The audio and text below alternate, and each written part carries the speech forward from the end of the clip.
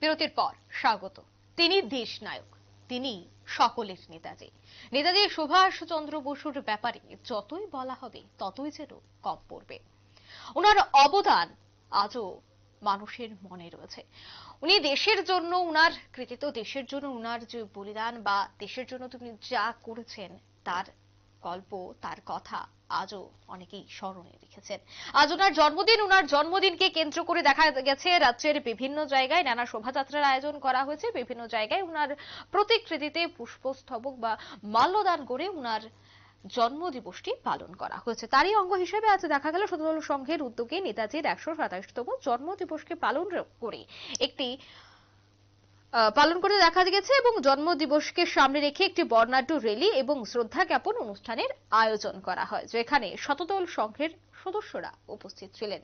কচিকাচারা প্রত্যেকেই আজ রাম, লক্ষ্মণ, সীতা, হনুমান সেজে এই শোভাযাত্রায় অংশগ্রহণ করেছেন। সে বিষয়ে শতদল সংঘের উদ্যোক্তারা কি বলছেন শুনুন।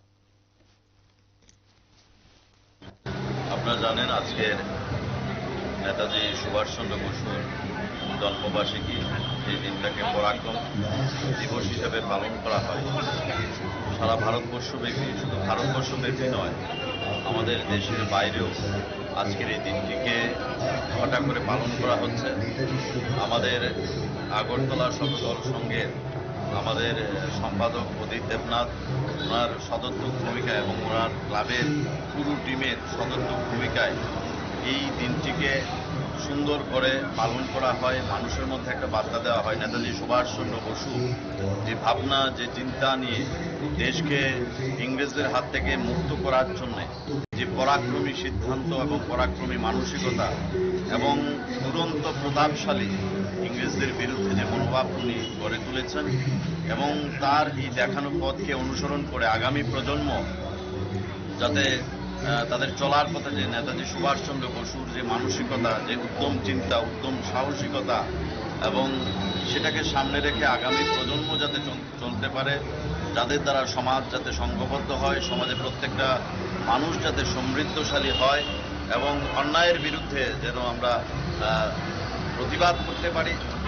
সেই পরাক্রমী মানুষটিকে আজকে শ্রদ্ধা জানানো হয়েছে।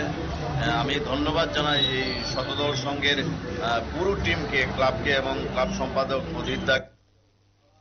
আপনারা শুনলেন তাদের বক্তব্য। মূলত আজ নেতাজির জন্মদিন, ওনার জন্মদিনকে কেন্দ্র করেই এই শোভাযাত্রার আয়োজন বলে জানাচ্ছেন তারা। নিয়ে নিয়েছে ছোট্ট একটি বিজ্ঞাপন বিরতির সঙ্গে থাকুন।